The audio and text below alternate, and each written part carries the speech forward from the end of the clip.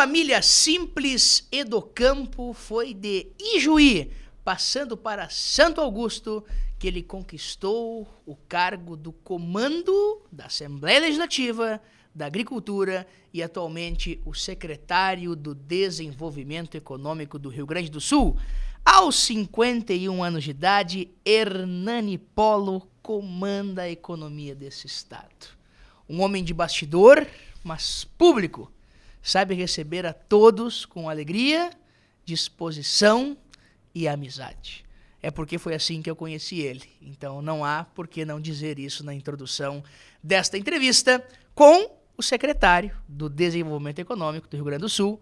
E eu já bem disse, Hernani Polo. Alô, amigos, boa noite e seja bem-vindo. Muito obrigado. Tudo bem? Prazer estar aqui. Meu caro. Uma alegria muito grande te encontrar aqui e poder também falar um pouco aqui dos desafios aí do momento, do nosso estado, do presente, do futuro. Então, uma alegria e parabéns aí pelo teu trabalho. Tem feito aí um trabalho muito importante na comunicação, e Obrigado, gerando oportunidades aí também, estimulando, através do teu trabalho, o desenvolvimento do estado, geração de emprego e renda, com a tua, sempre uma figura muito articulada, e sempre também fazendo esse trabalho importante de comunicação que é fundamental aí para que a gente possa construir um futuro cada vez melhor. Que maravilha. Hernani, tu nasceu no campo.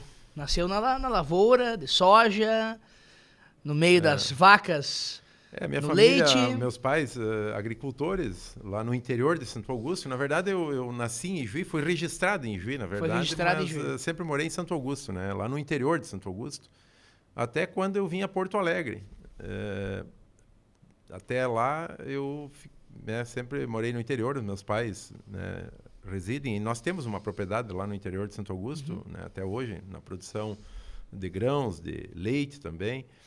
Então, a minha atividade, a minha escola da vida é no agro. Sou agricultor com muita alegria, com muito orgulho, porque aprendi desde os primeiros passos de vida lá no campo, na lida. Então, é uma atividade da qual eu me identifico muito e entendo de que quem está na atividade agrícola, na produção de alimentos, tem uma nobre missão nas suas mãos, porque é produzir alimentos que nós todos precisamos no dia a dia. Então, o agricultor tem realmente aí uma missão muito importante aí no trabalho que faz. Que espetáculo. E, já que estamos com o secretário do Desenvolvimento Econômico, o nosso presente é da maior calçadista da América Latina, nossa Calçados Beira-Rio.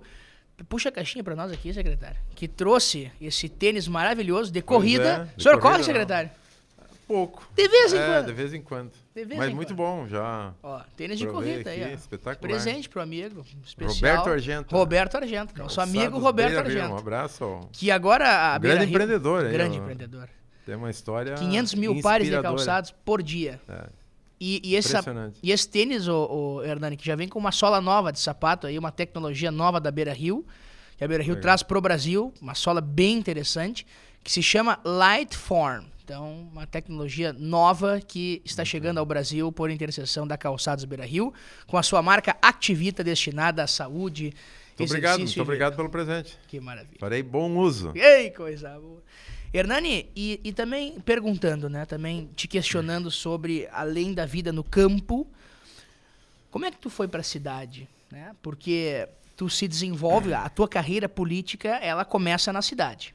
Pois então, a minha família, ela sempre teve, em que pese meus pais lá do interior, da agricultura, sempre nessa atividade.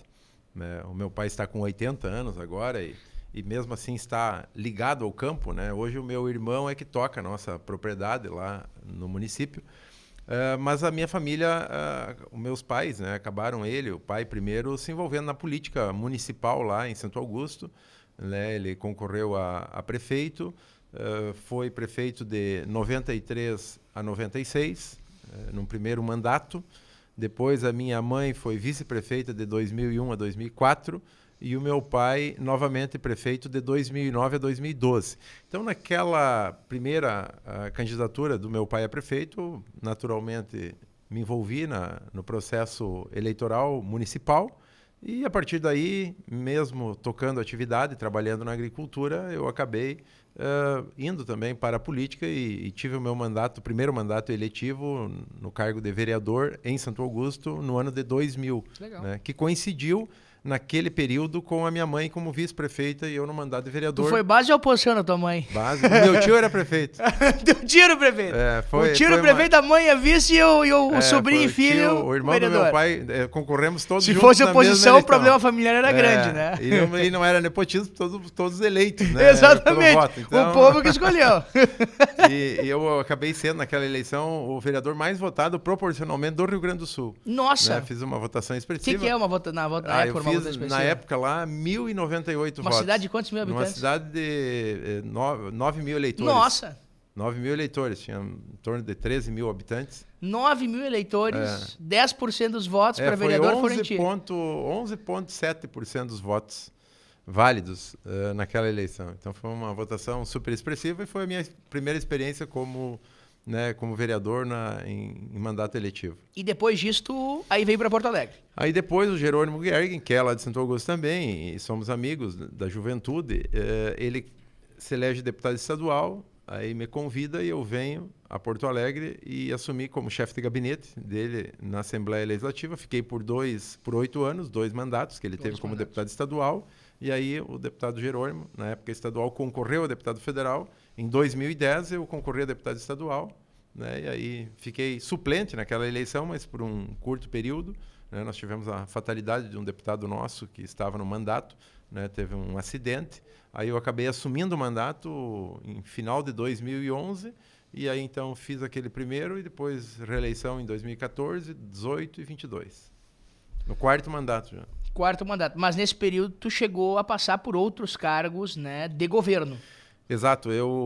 Naquele primeiro mandato eu fiquei na Assembleia Legislativa, até, não sei se você lembra, Dudu, você é muito jovem também, não deve lembrar. Mas acho que vou lembrar. Já estou pensando aqui, período Tarso. Fiz um trabalho, até ontem almocei com o Cláudio Lamáquia, que era presidente da OAB na época. Do Rio Grande do Sul. Hoje é o filho dele, o presidente. É o irmão? O irmão dele, o irmão Leonardo Lamáquia. E aí nós fizemos a CPI da telefonia. Sabe que naquela época tinha muito problema de qualidade de serviços, da prestação dos serviços, né? Ainda tem hoje, mas evoluiu bastante, melhorou, mais infraestrutura, mas na época era muito precário. Os serviços de telefonia móvel, né, ligação, caía, falha no sinal. Um horror. E aí as operadoras elas vendiam muitas linhas, mas não colocavam a infraestrutura de antenas para dar suporte pela demanda que se tinha. E aí, junto com a OAB levantou esse tema e aí nós conectamos com a OAB, eu era deputado estadual na época, junto com o Ministério Público Estadual também, fizemos a CPI da telefonia, trazendo as operadoras, a Anatel, né, e mostrando que, da forma como estava sendo feito naquela situação, era uma agressão diretamente ao consumidor. O consumidor comprava uma linha na expectativa de que ia funcionar e por falta de antenas, por falta de infraestrutura, não funcionava. Né? Ligações que caíam com muita frequência, né? Interrompia, você fazia uma chamada novamente, você estava pagando.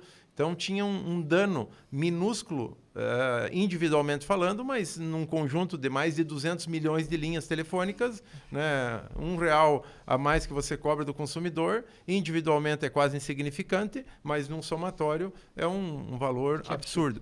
Né? Então, nós fizemos aquele trabalho da CPI da telefonia, naquele primeiro mandato. Aí, no segundo mandato de deputado, eu fiquei praticamente todo ele fora, no governo José Ivo Sartori, que eu fui secretário da Agricultura do Rio Grande do Sul. Do Sartori. Aí no mandato passado fiquei na Assembleia como presidente da Assembleia Legislativa e agora no desenvolvimento econômico. Então, que legal. Uma boa parte desse tempo eu passei no Executivo, que é uma função que me atrai, porque eu gosto, né? O Executivo ele tem um papel diferente, articulação, tentar exatamente resolver problemas, fazer entregas. E tu és muito fã de entender a necessidade para achar a solução, né? É o que eu vejo em 10 minutos aqui foram, 5 ligações a pessoas diferentes. Na verdade, as pessoas acabam procurando, né? Porque a gente tem uma capacidade também de conectar pessoas, né? E para você resolver problemas, esse é o papel, você tem que articular, você tem que, né, aproximar as pontas para você poder encontrar caminhos, né? Eu sempre sou defensor, principalmente no executivo, né? O executivo requer, né, quem se dispõe a estar no executivo, né, requer um papel de articulador, com equilíbrio, aproximando as pontas, porque nem sempre, ou poucas as vezes, a solução total está somente na tua mão. Você depende de outras estruturas, né, de outras pessoas, então você fazer essa conexão, aproximar as pontas, fazer ligações, são fundamentais para você poder fazer entregas, né, que ao fim do dia o que importa, pelo menos é o que eu penso, é você ter entregas, melhorar a vida das pessoas, né, e para melhorar a vida, né, seja na situação que for, você tem que ter entregas, e para ter entregas você tem que ter essa capacidade de aproximar, de conversar, de dialogar, de muitas vezes, né, avançar, em outros momentos você dá um passo para trás para poder depois dar 2 para frente. Então, eu acho que esse é o papel de quem articula, de quem está no executivo, e com isso a gente tem feito muitas entregas. Lá na época, como secretário da Agricultura, a gente conseguiu, né, avançar em várias demandas aí dos setores do agro.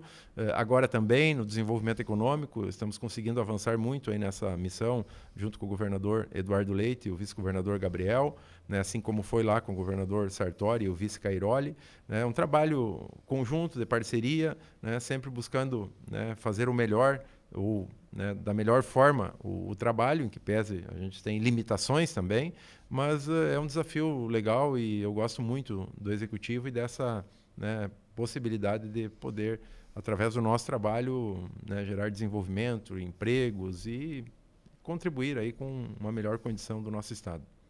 É isso aí. Eu me lembro, eu lembro desse episódio da CPI das telefonias, né? E também eu lembro de outro episódio muito significativo para o Rio Grande do Sul em relação à telefonia, que foi aquela compra da RBS, um grande problema que gerou aquilo, te recorda? Que a RBS, em 98, ela participou de um leilão. Foi lá no governo Brito. No governo Brito. Privatização da CRT. Exatamente, né? A privatização também da companhia do Sudeste. E aí houve uma sociedade entre a RBS e a Telefônica, e a RBS tem interesse em comprar a CRT, a Companhia Rio Grandense de Telefonia, para então assumir a telefonia no Rio Grande do Sul junto com a Telefônica, que é a dona da Vivo.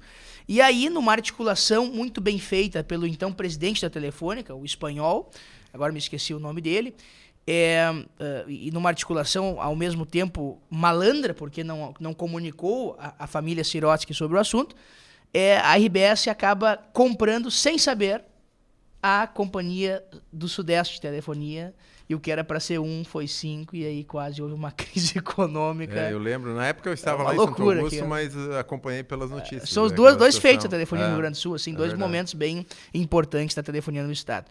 Hernani Polo, e o futuro? A gente escuta muito que o progressista Hernani Polo quer que o seu partido lhe indique a uma majoritária. Isso quer dizer, uma campanha ao governo do estado. Na verdade, uma candidatura majoritária a governador ou a vice-governador não é uma vontade própria, uma decisão pessoal, né? É uma construção coletiva. Eu tenho sido procurado por muitas lideranças do Progressistas, né, lideranças empresariais, né, instigando a colocar o nome, e foi o que eu fiz, né? Coloquei meu nome à disposição para uma candidatura a governador, uma candidatura, né, dentro de uma construção à chapa majoritária, né? Estou muito motivado para isso, né? Mas sabendo de que isso é uma construção, né, que ela passa pelo partido, pelas decisões internas e também a construção com outros partidos, com outros setores da sociedade também, né? É importante uma candidatura,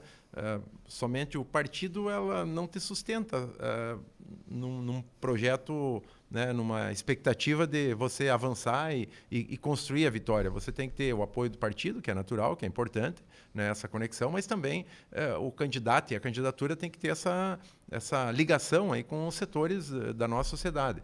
Hoje, menos de 5% dos eleitores são filiados a partidos, né? A grande maioria não tem uma filiação partidária. Então, elas vão muito pela apresentação do candidato, as suas propostas, o preparo, enfim, uma série de requisitos, né? O que eu entendo e o que eu defendo, e naturalmente, né, eu tenho essa ligação com o Progressistas, né? E a gente tem acompanhado, Dudu, esses últimos anos, né? O governo Sartori, que eu participei como secretário, depois o primeiro governo Eduardo Leite com o Ranulfo, que também foi governador, e agora o Eduardo Leite com o Gabriel, que o Estado do Rio Grande do Sul, nesses últimos anos, evoluiu, né? Foram feitos enfrentamentos, reformas, da quais eu acompanhei, participei, ajudei na aprovação. Lá no governo Sartori, acho que talvez foi o momento mais desafiador do Rio Grande do Sul. Sem dúvida alguma. Né? Difícil. Uma crise econômica uma agressiva. Uma crise grande, atraso de pagamento de fornecedores, de salário, de servidores, repasse a hospitais, porque vinha uma conjuntura, o Sartori assume numa situação quase de falência do Rio Grande do Sul. Isso eu ia perguntar, como é que foi trabalhar no governo Sartori foi muito em meio bom. à crise? Bom no aspecto de que o governador Sartori sempre foi uma pessoa muito tranquila, mas uma pessoa muito franca, assim, uma pessoa, gosto muito, admiro muito Sartori, sou muito grato pela oportunidade, né? Assim como também sou grato ao governador Eduardo Leite. Acho que quando a gente participa de um governo, tu tem que ter essa reciprocidade, né, de lealdade, enfim, isso são valores que eu carrego, né? Você ser coerente, leal, e ter essa reciprocidade com quem você está trabalhando, e foi muito bom com o governo Sartori. Ele, inclusive, foi um governador muito aberto, ele nunca teve medo de expor a verdade. Né? A franqueza do governador Sartori, acho que ele trouxe, a sua franqueza trouxe uma realidade que talvez uma boa parte da sociedade gaúcha não conhecia. Porque até então não se enfrentava os problemas aqui no Rio Grande do Sul e vinha empurrando debaixo do tapete, para lá, para cá, buscando algum subterfúgio, dinheiro do Caixa Único, dinheiro dos depósitos judiciais, ia se empurrando e não se enfrentava o problema. Ali no governo Sartori se começou o enfrentamento. Né? Ele teve a coragem de fazer extinção de estatais, de companhias, de autarquias do Estado que estavam ali, né, gerando um custo para o Estado e não tinham mais uma função e uma necessidade de existir. Até o governo Sartori, em 2017, o Rio Grande do Sul tinha uma gráfica. Né? Hoje não tem uma coisa que no passado, né, teve uma necessidade, cumpriu uma função, mas não tinha mais. Então o governo Sartori expôs essas mazelas que o Estado enfrentava, começou um processo de reformas, muitas foram executadas lá no governo Sartori, principalmente a extinção de fundações e autarquias, e outras foram executadas no primeiro governo Eduardo Leite, que eu estava como presidente da Assembleia. Né? Reforma da Previdência, reforma administrativa, né? Privatizações. Então, o Rio Grande do Sul hoje, eu vivendo esses anos todos, acompanhando o Estado e os governos, eu falo com toda a tranquilidade e com toda a franqueza. Hoje nós estamos vivendo um outro Rio Grande. Não quero dizer com isso que está tudo bem, que está tudo perfeito. Nós estamos ainda com muitos desafios pela frente, até porque o Estado passou por muitas décadas investindo muito pouco. Como ele perdeu a capacidade e não tinha, né, gastava mais do que arrecadava, ele quase, né, por muito tempo investiu pouco em segurança, em educação, em infraestrutura. Isso foi degradando essas estruturas do Estado. Então agora está se recuperando a capacidade de investimentos a partir das reformas, do equilíbrio das contas públicas. Né? Acho que o grande feito, o grande legado do governador Eduardo Leite nesses 8 anos de governo é a busca do equilíbrio das contas públicas, né, que passou pela coragem do governador, né, dele, do Ranulfo, agora junto com o Gabriel, e que começaram lá no governo Sartori, e pelo apoio da Assembleia Legislativa, que aprovou as reformas que foram encaminhadas e que trouxe o Rio Grande do Sul para o equilíbrio das contas públicas. É fundamental, né, numa empresa, em casa, em qualquer situação, tu ter as contas equilibradas.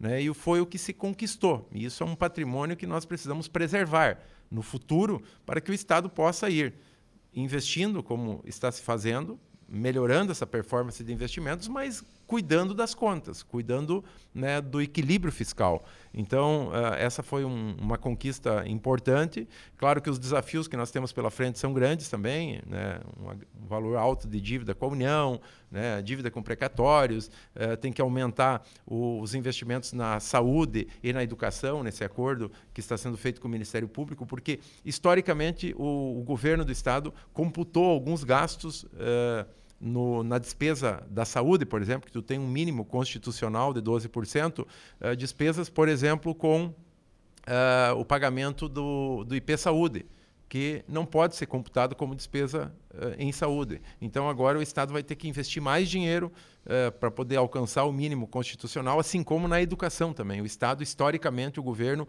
computou gasto com aposentados. na despesa com educação. E isso tem que ser retirado. Entendi. Então, o Estado vai seguir pagando naturalmente os aposentados, mas vai ter que aportar mais recurso para poder alcançar o mínimo constitucional. Então, são desafios que nós temos pela frente. O que é bom, você investir mais em educação. Aliás, essa é uma das prioridades do atual governo e do futuro, sem dúvida, na educação, é que você tenha a possibilidade de melhorar a formação, o capital humano, que tenha mais condições de produtividade. Inclusive, o governo vem num aumento exponencial de escolas em tempo integral, Dudu. Em 2022, o Rio Grande do Sul tinha apenas 1% das escolas de ensino médio da rede pública com tempo integral. No final do ano passado, chegamos a 27%, e a meta é chegar no ano que vem a 50% da rede estadual de ensino médio com tempo integral. Então, isso você dá no contraturno, o reforço daquelas disciplinas que o aluno tem dificuldade. Atualmente, 86% dos alunos estão em escolas públicas. Então, é fundamental melhorar a educação. Sem dúvidas. Agora, o governador Eduardo Leite lançou ontem, agora na semana, meritocracia, um prêmio de produtividade para as escolas, aquelas que alcançar a meta do IDEB na nota, terão um plus salarial, professores, toda as turmas, a escola, os alunos, todo mundo. Premiar quem consegue alcançar as metas. Se você alcançou 50% da meta, vai ter um prêmio de 50%. Acho que isso são inovações importantes que, inclusive, acontecem em outros estados do Brasil e que aqui no Rio Grande do Sul ainda não tinha. Tem algumas reações contrárias, o que é normal, qualquer movimento que você faça, mas eu acho que esse é o caminho certo, a gente puxar a régua para cima, qualificar melhor. Então, contextualizando, o Rio Grande do Sul, nesses anos últimos, avançou muito em segurança pública, muito. Eu lembro, antes do governo Sartori, carros para a Brigada Militar e Polícia Civil era 1.0 que o governo do estado comprava e entregava. Deve ter alguns rodando ainda, eu lembro que na época era Fiesta e Corsa 1.0. Depois se começou a melhorar a infraestrutura, armamento, tecnologia, chamar mais efetivos. Então, a segurança pública melhorou significativamente nesses últimos anos. Volto a dizer, temos ainda muita coisa a fazer, mas a gente evoluiu muito e por isso que eu acho que isso tem que ser mantido. Em qualquer desafio que eu estarei, em alguma candidatura, eventualmente, que venha a se consolidar a governador ou numa composição a vice, a gente precisa ter esse compromisso de preservar o equilíbrio fiscal e seguir melhorando aquilo que precisa ser melhorado, aprimorar as coisas que têm que ser ajustadas, mas não perder aquilo que nós conquistamos, que foi, sem dúvida, um grande diferencial para o Rio Grande do Sul, que foi o equilíbrio das contas públicas. Secretário, o senhor falou em privatizações. Tivemos a CE privatizada, tanto a transmissão, geração e distribuição. Os 3 entes da CE privatizados. Tivemos outras empresas que foram extintas. O que mais foi privatizado do governo Leite? Teve mais alguma empresa? Na verdade, a Sulgás. A Sulgás foi feita a extinção. A Corsã. Corsã virou a AGE. A AGE, para ampliar. Isso. Porque quando você faz a privatização, o que acontece? Além do Estado se desincumbir, ficar fiscalizando aquele serviço, que é o papel do poder público, não há por que naquelas áreas que o privado atua, o poder público ficar executando serviço. Ele delega e fiscaliza. Faz um bom contrato e faz a fiscalização. E isso gera um maior volume de investimentos pelo setor privado naquele serviço. A Corsã, por exemplo, investia em torno de 300 milhões ano.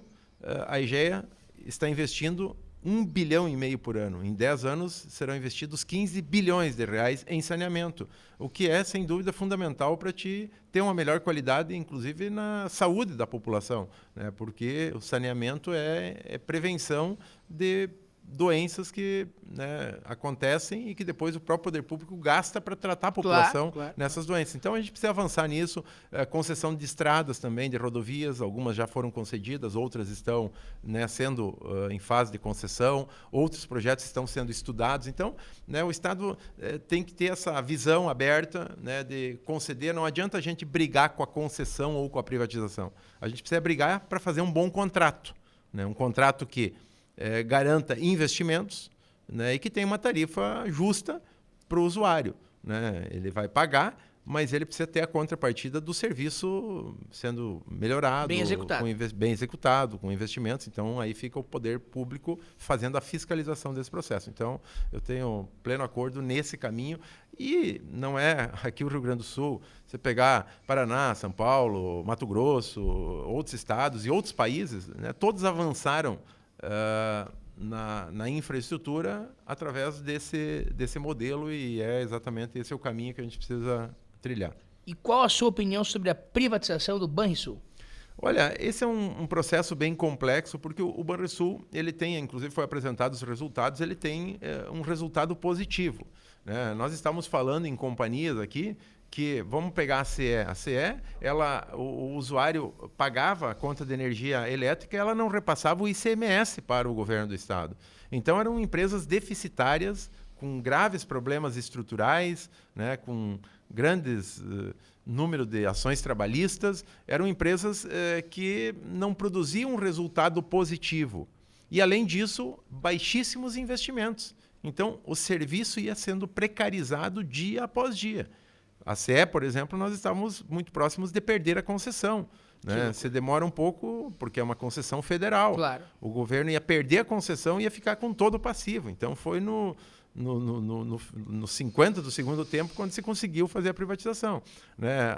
O exemplo da Corsã, os investimentos que a Corsã vinha performando ano após ano, nós não íamos conseguir atingir a meta do saneamento até 2033 de ter o saneamento, no mínimo 90% do saneamento aqui no Rio Grande do Sul. Então, não tinha outro caminho para te ampliar a capacidade de investimentos. O Banrisul é uma situação diferente, ele é superavitário, ele produz resultados, e é um banco, sendo bem administrado, ele também tem alavancas importantes para estimular a economia, setores da economia, né? Claro que ele é um banco comercial, tem as regras do Banco Central, então não tem muita margem de manobra, né? Mas ele é um banco que tem produzido resultados, lucro, né? Então, o grave problema do poder público são estatais que muitas vezes entregam um pouco, não investem e geram prejuízo. Aí realmente não há como você manter essas estruturas atreladas, né? Ou o poder público executando esse tipo de serviço.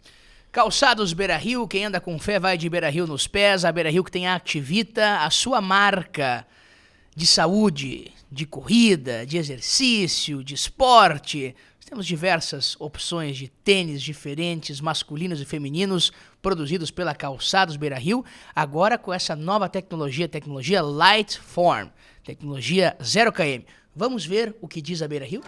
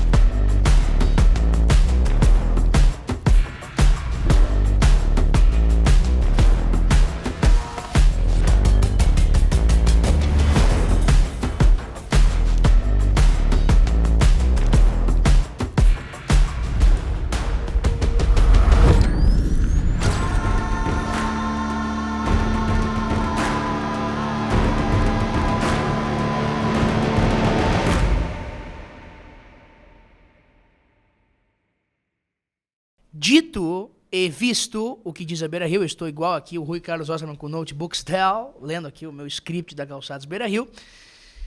Saudade do Rui Carlos Osman, inclusive, com os seus Notebooks Dell. Lembra dessa época que ele lia na sala de redação? Notebooks Dell. Grande Rui Carlos Osman, grande professor da comunicação. Nós tivemos muitos ícones da comunicação, muitos ícones, né? Muitos ícones.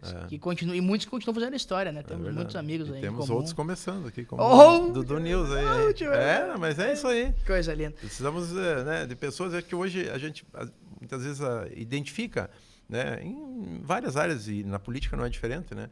Aquelas lideranças bem estruturadas, né, que tem, né, o equilíbrio, né, que tem o posicionamento. Eu sempre digo, quando você é equilibrado não significa que você não tem posição, né? O equilíbrio, né, eu sempre defendo em qualquer situação, na família, na empresa, o equilíbrio, o diálogo. Isso não significa, às vezes se confunde, quem defende o equilíbrio não tem posição, não tem lado. Não, não é isso. Você pode ter posição, pode ter lado, mas isso não significa que você não tenha equilíbrio. O equilíbrio é fundamental na vida, né? Especialmente na política, que é uma atividade que requer muita articulação. O equilíbrio emocional, a inteligência emocional é fundamental. Então, hoje a gente vê em vários setores, e também na política, né, posições mais extremadas que a gente respeita, né, e cada um busca o caminho e segue o seu caminho, cada um tem o seu perfil, né, mas eu sou muito mais adepto de quem, né, é do equilíbrio, do diálogo, que busca entendimento, que tem um posicionamento claro, como, né, uma visão, né, política como eu tenho, de centro-direita, mas que a gente conversa, dialoga, escuta, né, ouve sugestões, críticas e tenta encontrar o melhor caminho. Eu acho que isso faz falta.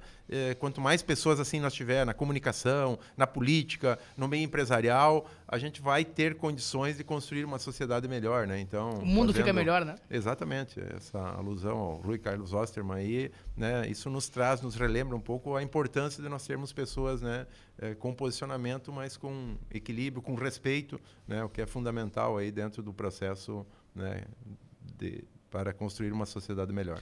E, Hernani, falando em diálogo, tu estás passando por um desafio muito significativo na secretaria, que é o tarifaço do presidente americano Donald Trump, que atinge em cheio as indústrias gaúchas, né? E tu está sendo procurado pelos industriários gaúchos porque eles não só estão preocupados, eles estão enxergando um futuro que já bateu na porta deles e hoje é presente, de que eles estão perdendo vendas. Essa semana nós publicamos no Dudu News 2 matérias que preocupam. De um lado, um Curtume de Novo Hamburgo, que teve 50% de queda nas suas vendas, está negociando crédito com calçadistas que exportam para os Estados Unidos. E de outro lado, uma Usaflex, uma potência de calçado que demitiu 200 colaboradores depois deste anúncio que virou realidade, que é o tarifaço hoje dos Estados Unidos. Como é que foi para a Secretaria do Desenvolvimento Econômico receber este tema? Qual é que é a preocupação dos empresários sobre este assunto? Olha, é uma situação muito preocupante e desafiadora, e a gente não sabe até onde isso vai, né? Nós estamos vivendo um quadro inusitado, inesperado, indesejado, mas que ele é uma realidade, né? Esse conjunto todo, né, as tarifas aí dos Estados Unidos, elas estão sendo aplicadas para vários países, né? É uma medida que o presidente Trump tem adotado, né, na busca de defesa do Estado americano, da reindustrialização, né, como uma estratégia, mas na maioria dos casos ele anuncia uma tarifa, vem o diálogo, se modera, se modula, né, e se busca um entendimento.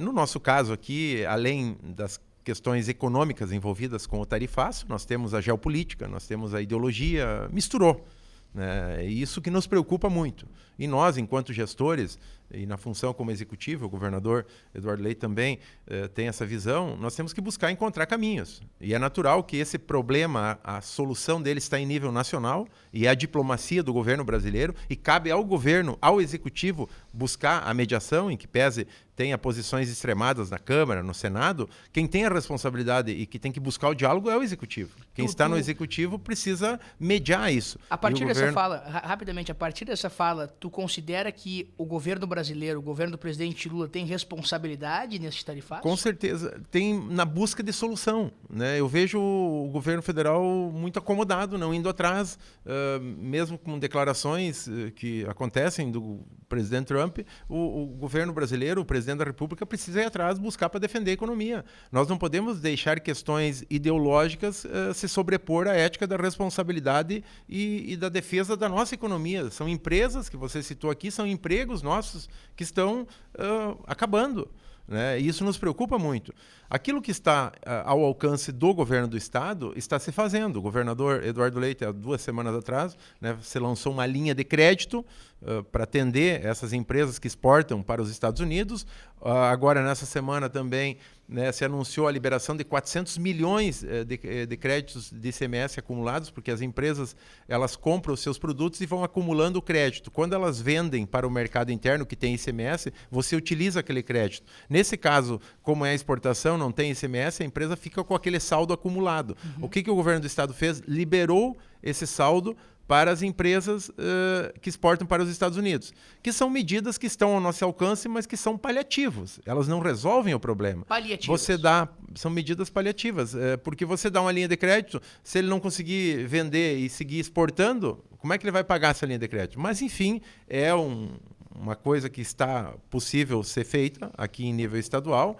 Tudo que está ao alcance nosso, do governo, está se fazendo. Agora, nós precisamos que a diplomacia brasileira, né, tenha uma reação mais ativa nesse processo para tentar encontrar um caminho, porque nós temos a Taurus, que é uma grande empresa. Do Vale dos Sinos, tenho falado inclusive. muito com o Salésio, aí, permanentemente, do Vale dos Sinos, com sede em São Leopoldo, outras empresas do setor do calçado, do setor moveleiro, do tabaco. É muito preocupante a situação que nós estamos enfrentando diante de tudo que, né, estamos vivenciando aí, e isso traz impactos e reflexos muito fortes aí à nossa economia aqui do Estado. A Taurus foi e é uma referência muito forte neste caso, né, do tarifaço, porque ela exporta boa parte dos seus produtos, feitos em São Leopoldo, inclusive, para os Estados Unidos. Agora ela anunciou a transferência da montagem de algumas armas para a sua fábrica nos Estados Unidos. E eu pergunto, há mais alguma medida que a Taurus está antecipando ao Estado que deve aplicar em virtude disso? Bom, eles estão na expectativa, estão fazendo a transferência de algumas linhas de montagem. A intenção é seguir aqui fabricando as peças aqui e também produzindo armas aqui, na expectativa de que nesse período, agora nos próximos meses, você tenha uma negociação em cima das tarifas. Se permanecer a tarifa de 50%, é muito difícil se manter a operação total aqui, né? Então, a liberação dos créditos agora pelo governo do Estado, tudo isso... É difícil manter a operação aqui se não houver solução. Se não houver alguma negociação em cima dessa tarifa. Então, agora a liberação dos créditos ajuda, né? Por um período, pelo menos, ameniza. Então, a expectativa é que nos próximos meses se tenha uma busca de um caminho. Por isso que a diplomacia brasileira precisa agir, né? Acho que o primeiro momento, talvez o governo brasileiro não teve uma ação, uma reação mais efetiva, mas nós precisamos que isso aconteça.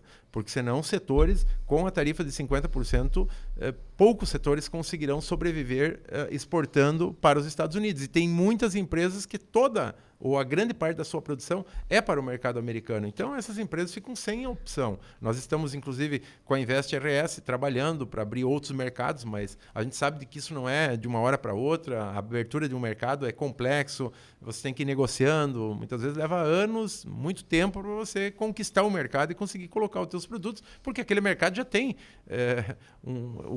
está sendo ocupado por alguém que produz aquele tipo de produto. Então, é uma situação bem complexa, né, que nós estamos muito preocupados, acompanhando e, volto a dizer, fazendo tudo que está ao alcance do governo do Estado, está se fazendo, mas é um problema de solução diplomática, né, que envolve aí, o governo federal brasileiro com o governo americano. Secretário, há um número que a Fiergs divulga que o PIB do Rio Grande do Sul deve perder algo na casa aí de 1,5 bilhão de reais em virtude desta taxação. Quais são os números que a sua secretaria vem apontando? Na verdade, foram excluídos alguns setores, né, que foram liberados dessa tarifa, né? Então, claro que se estima dentro de uma implementação como está posto, mas nós entendemos e a expectativa é de que isso se reverta, que se tenha uma mudança nesse cenário nos próximos meses. Senão, realmente, os impactos eles são grandes. A gente tem trabalhado junto com o presidente Cláudio Bier, lá da Fiergs, com a equipe técnica da Fiergs. A Invest também vem fazendo esse acompanhamento, identificando, olhando, né, setor a setor, porque realmente aí vai ficar muito difícil, né, manter o canal de exportação desses setores aí com uma tarifa de 50%. Então, precisamos, né, agir de forma mais efetiva, né, e o governador tem feito um movimento com os outros governadores, os próprios setores econômicos estão mobilizados, né, e buscando, né, inclusive dialogando com os setores econômicos lá dos Estados Unidos para tentar também, através de uma ação lá pelo governo americano, como aconteceu já nessa exclusão de mais de 700 produtos que foram retirados da taxação, você teve uma articulação entre os setores econômicos daqui do Brasil e dos Estados Unidos. Então, a expectativa é que a gente consiga avançar aí nos próximos meses. Secretário Hernani Polo, 51 anos, uma vida dedicada à política. Só não falamos da sua família, né? Sua família eu Pois deixei é. para falar para esse último momento. Família que é o nosso... Quem é a família de Hernani Polo? Pois hein? então, a minha esposa Alessandra Polo e 2 filhos. Eu tenho a Maria Eduarda E o Eduardo. e o Eduardo. Ah, meu xará. Teu Meu xará. Quantos Maria- anos eles têm? A Maria Eduarda 20 E o e o Eduardo? Eduardo 13. 13 Faz 14, dia 30 de agosto agora. Ah, então vai ter festa. Primeiro dia da Expo Inter. Ah, isso aí mesmo. Primeiro dia da Expo Inter. Vai ter festa. Festa ser na Expo Inter. Sempre é na Expo Inter. O aniversário dele normalmente coincide com a Expo Inter. Então, Coisa linda. 2 filhos maravilhosos, uma família especial. E é uma família é o nosso ponto de partida, o nosso ponto de chegada, né? É o nosso porto seguro e certamente, especialmente na vida pública, a gente tem uma atenção, uma dedicação, né, quase que total e integral, né, à população, às pessoas. Então, você fica muito ausente de casa. Se não tiver uma boa retaguarda, fica muito difícil, né? Então, a Alessandra, ela tem sido em muitos momentos, mãe e pai segurando as pontas, né? E graças a Deus a gente tem uma família maravilhosa, o que é fantástico, porque também a família, os amigos sempre são, né, motivos de muita alegria e que nos dão razão e sentido à vida, né? Então, sou muito, muito grato e muito feliz com a família, com a esposa, a Alessandra, e com meus filhos. Obrigado, secretário Hernani Polo. Muito obrigado pela presença aqui e te espero em Novo Hamburgo agora. Tá bem, Dudu? Estamos Obrigado. acertados? Dudu News, grande Grande figura. Oh, E vamos grande combinar figura, um amigão. encontro lá. Vamos combinar E agora lá. temos a Expo Inter. Ih, temos tempo para muitas coisas aí. E é um prazer muito grande, né, sempre poder ter o convívio aí. E te espero lá também na Secretaria de Desenvolvimento Econômico, lá quando puder. Nos visite lá e estamos trabalhando, né? Importante só salientar aqui que o Rio Grande do Sul, no ano passado, mesmo com as enchentes, mesmo com tudo que passamos, foi o ano que o Estado mais conseguiu investimentos privados da história. Foram mais de 100 bilhões de investimentos privados no ano passado, né? Alavancados pelo investimento da CMPC, uma nova indústria na Barra do Ribeiro. Essa indústria, 27 bilhões de investimentos, vai gerar 12 mil empregos na construção. Então, a gente tem trabalhado muito para atrair investimentos para cá, para trazer empresas. Né? Agora, a Telescom aqui em Cachoeirinha, uma fábrica de semicondutores, também 1 bilhão de investimentos. Né? Muitas redes aqui investindo. Há pouco falamos da Avan, né? Do Luciano Hang, Nosso também amigo fazendo Luciano. muitos investimentos aqui. Então, todo investimento ele gera emprego, movimenta a economia, gera crescimento. Então, estamos aí com uma expectativa muito positiva no futuro. Né? Acho que o Rio Grande do Sul, né, tem os seus desafios, mas tem muitas oportunidades, né? Na área de inovação, de energias renováveis, de biocombustíveis, né? E vamos focar aí e trabalhar para melhorar cada vez mais o ambiente de negócios, que é fundamental, né? Para a gente criar uma condição para os empreendedores melhor possível, né? Simplificando, né? Desburocratizando. Então, essa é a razão que nos move, que nos motiva aí a seguir o nosso trabalho. Que espetáculo. Prazer grande estar aqui contigo. Obrigado, Hernani Valeu. Polo. Grande Hernani Abração. Polo. E a gente deseja a você uma boa noite, uma boa semana. Hoje é só segunda-feira. Vamos curtir, vamos fazer uma linda semana daqui pra frente. A gente se vê segunda que vem. Boa noite com Calçados Beira Rio.